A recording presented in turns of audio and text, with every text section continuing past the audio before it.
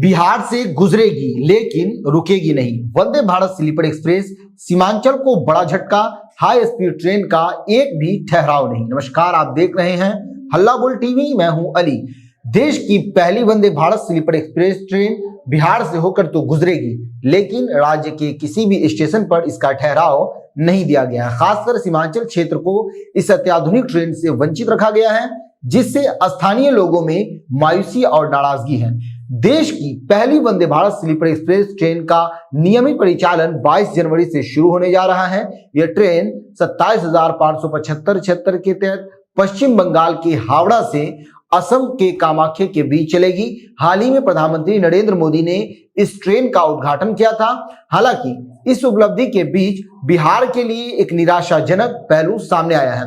वंदे Bharat sleeper express Bihar के किशनगंज और बारसोई जैसे प्रमुख स्टेशनों से होकर गुजरेगी, लेकिन इन दोनों सहित राज्य के किसी भी स्टेशन पर इसका स्टॉपेज नहीं रखा गया है।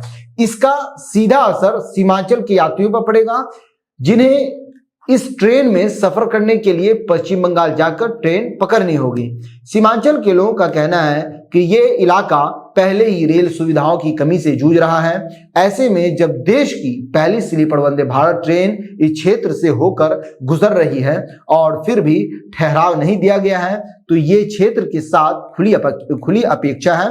कामाख्या से ये ट्रेन 22 जनवरी को शाम 6:15 बजे रवाना होगी और रंगिया, बोनगाई गांव, new Alipurduar, new Cooch Behar, Jalpaiguri, new Jalpaiguri, आलू आबाड़ी, मालदा टाउन, न्यू फरक्का और आजिमगंज, कटवा, नवदीप और बेडल होते हुए अगले दिन सुबह 8:15 बजे हावड़ा पहुंचेगी। वहीं हावड़ा से इसका नियमित परिचालन 23 जनवरी से शुरू होगा। यह ट्रेन सप्ताह में 6 दिन चलेगी। कामाख्या और हावड़ा के बीच की दूरी की बात करें तो वो 971 किलोमीटर है।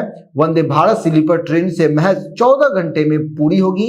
ट्रेन की औसतन रफ्तार 69.35 किलोमीटर प्रति घंटा होगी, जबकि इसकी अधिकतम गति सिर्फ और सिर्फ 31 किलोमीटर प्रति घंटा तक रहेगी।